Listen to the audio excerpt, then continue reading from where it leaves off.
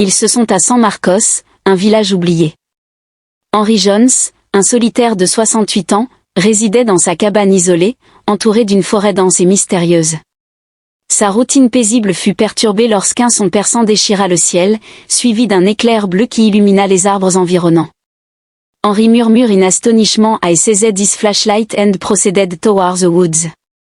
In the middle of a clearing, and discovered a metallic craft surrounded by a pulsating light. The hatch opened with ice, revealing a female figure. Her skin emitted a bluish glow, while her profound black eyes exuded an otherworldly intensity. Ses cheveux argentés brillaient sous le clair de lune. Henry resta figé devant la scène surréaliste tandis que la femme, en difficulté, s'approchait de lui en murmurant. « Viens, laisse-moi te conduire jusqu'à ma cabane. » Henry la guida instinctivement à travers les bois, et une fois à l'intérieur de sa cabane, il l'aida à s'installer sur le canapé. Elle avait l'air épuisée, mais il y avait quelque chose de magnétique dans sa présence. Elle se présenta sous le nom de Zara. Le regard d'Ahara se fixant intensément sur Henry avec curiosité, elle murmura « Tu m'as sauvé, maintenant je te donnerai quelque chose en retour. » Avant qu'Henry ne puisse réagir, elle s'approcha et toucha son visage. Une vague de chaleur parcourut son corps, le revitalisant instantanément, ses rides disparurent, ses cheveux retrouvèrent leur couleur châtain, et il ressentit une vigueur qu'il n'avait pas connue depuis des décennies. Henry, désormais paraissant avoir de nouveau 30 ans, fixa Ahara avec émerveillement. « Comment est-ce possible » chuchota-t-il. « Ma race possède des capacités que les humains n'ont pas encore comprises, et toi, Henry, tu es spécial pour moi, répondit Ahara en se rapprochant encore plus, ses doigts se mêlant à ceux de Henry. Les cheveux son contact était électrisant, sans hésitation, elle l'attira dans un baiser passionné, un baiser qui semblait porter l'énergie des étoiles.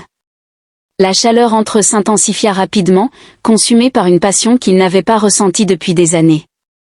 Henry répondit avec ferveur à Ahara, qui le conduisit dans la chambre où ils se sont abandonnés à un moment de pure extase, chaque contact, chaque baiser semblait chargé d'une énergie cosmique.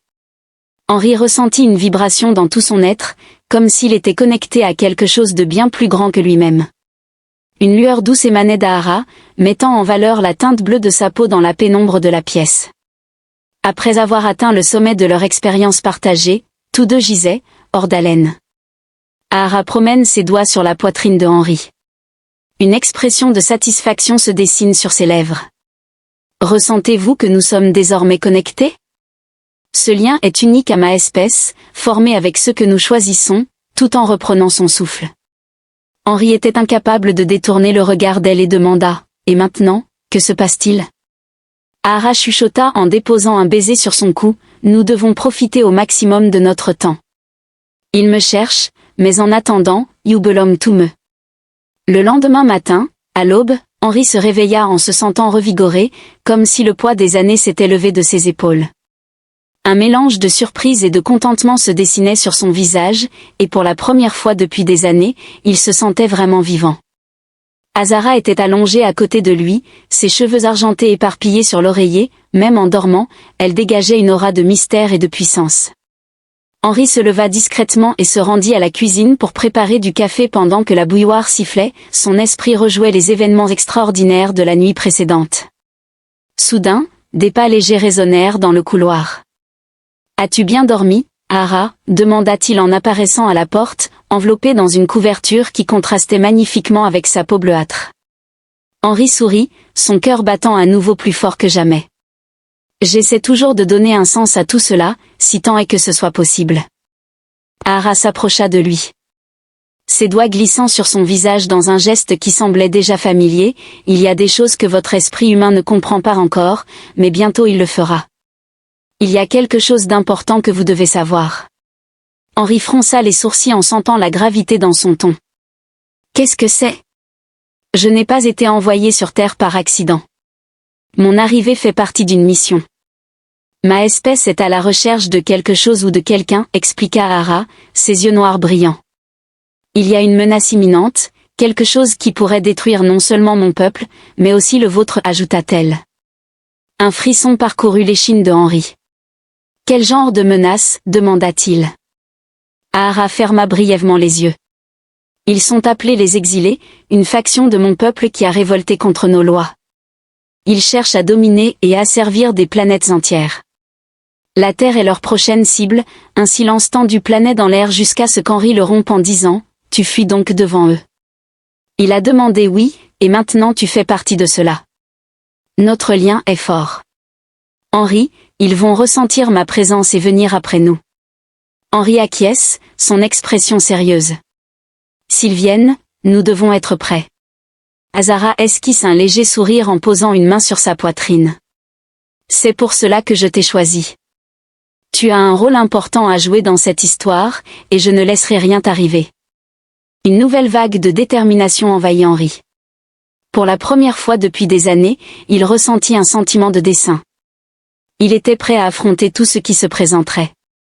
Le matin demeurait calme jusqu'au premier signe de danger, un son aigu et strident résonna à travers la cabine, amenant Henri et Azara à échanger des regards sérieux.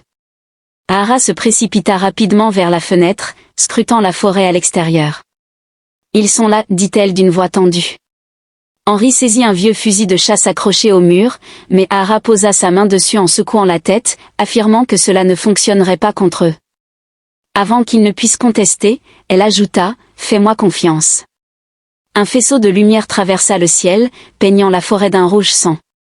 La teinte 3 figures humanoïdes descendirent d'un vaisseau en lévitation au-dessus des arbres. Elles étaient grandes, vêtues d'une armure argentée étincelante, et leurs yeux dorés brillaient d'une lumière menaçante.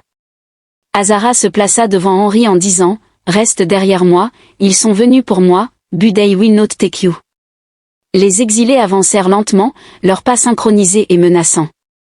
Le chef leva une main et tira un jet d'énergie qui frappa la cabane, arrachant une partie du toit. « Rends-toi, Azara, ordonna le chef d'une voix froide et autoritaire, sinon nous détruirons tout. » Henri, le cœur battant, posa une main sur l'épaule d'Azara et demanda « Que devons-nous faire maintenant ?»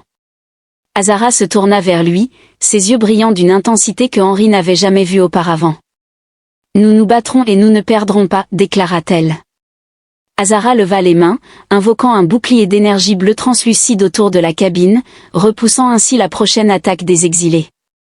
Leur chef grogna de frustration et fit signe aux autres de s'approcher, en disant à Henri de rester fort. Ahara déclara d'une voix calme mais empreinte d'autorité, « Vous devez me faire confiance. » Henri acquiesced, His eyes still betraying fear, yet a newfound fierce determination to protect Ahara was burgeoning within him and swiftly acted. Azara projeta un faisceau de lumière sur les exilés, 2 d'entre eux furent projetés en arrière, mais le chef resta debout, un sourire sinistre aux lèvres. « Tu sais que tu ne peux pas nous retenir indéfiniment, Azara. Rends-toi et nous épargnerons l'humain, déclara le chef, sa voix résonnant avec une résonance métallique. « Jamais, répondit fermement Azara, déterminé à aider. Henri saisit un morceau de bois cassé sur le sol et s'élança en avant, mais avant qu'il ne puisse attaquer, Ahara tendit la main pour l'arrêter en lui disant « Votre courage est admirable. » Henri laissa cela entre mes mains. Le chef de l'exil s'avança, son armure brillant sous la lumière cramoisie du navire. Azara ferma les yeux un instant. Elle se concentra, puis, lorsqu'elle les ouvrit, ils brillèrent d'une intense lumière bleue. Cela se termine maintenant, déclara-t-elle en déchaînant une puissante explosion d'énergie directement sur la poitrine du chef. Le faisceau frappa le chef des exilés avec un bruit assourdissant, le projetant violemment au sol. Henri se couvrit les oreilles alors que la terre tremblait sous ses pieds. Lorsque la poussière retomba, le chef gisait immobile, mais les 2 exilés restants se tenaient prêts à attaquer, déterminés à ne pas s'arrêter. Ahara déclara d'une voix grave empreinte d'une résolution presque surnaturelle, « Mais moi non plus. » Un des exilés leva la main pour lancer une autre attaque avant qu'il ne puisse tirer. Henri avança pour se placer aux côtés d'Azara et déclara « Si nous devons combattre, nous le ferons ensemble. » Azara le regarda avec admiration, un sourire naissant sur ses lèvres. « Henri, tu es plus que ce à quoi je m'attendais, » avec une action rapide. Ahara prit la main de Henri, et une nouvelle vague d'énergie bleue les enveloppa tous les deux. Les exilés hésitèrent visiblement, surpris par la puissance croissante émanant du duo.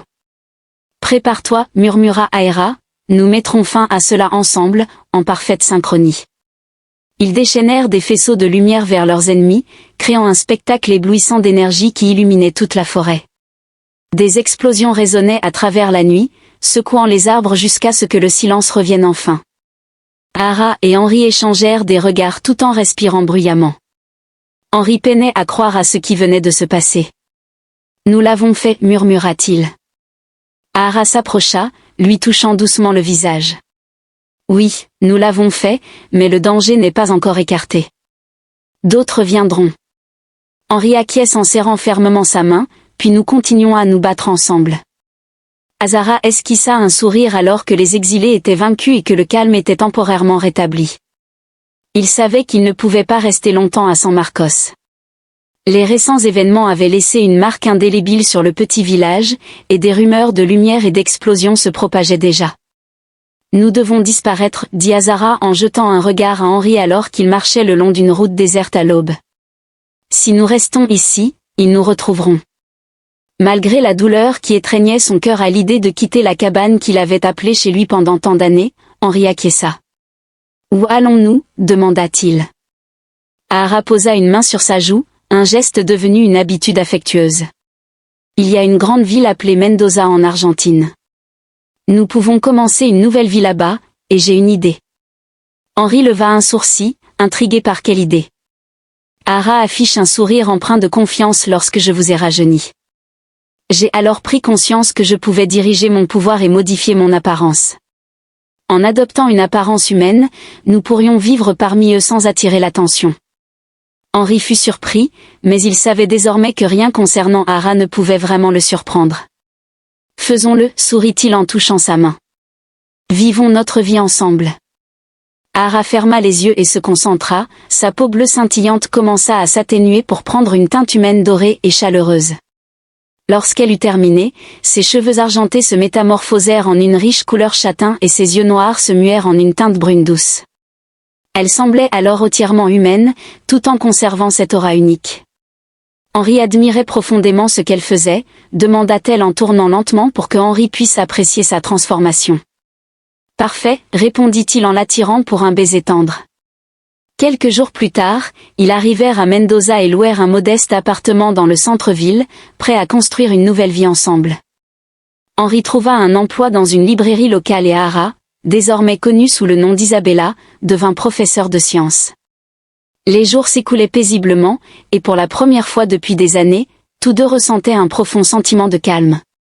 Henri ne pouvait s'empêcher de sourire en la regardant se promener dans les rues animées, désormais déguisée mais toujours portant cette présence rayonnante que lui seul comprenait vraiment. « Êtes-vous heureuse ?» Alors qu'il marchait le long de la rive ce soir-là, Henri demanda à Ara, qui sourit en entrelaçant ses doigts aux siens, « Oui, et toi ?» Henri cessa de la fixer intensément, alors que les lumières de la ville de Mendoza scintillaient dans la nuit. Henri, Ara et Isabella avancèrent ensemble, prêts à affronter l'avenir qui les attendait. Inarrêtables et profondément amoureux. On moquait des humains jusqu'à ce que nous parlions la langue morte de leurs ancêtres.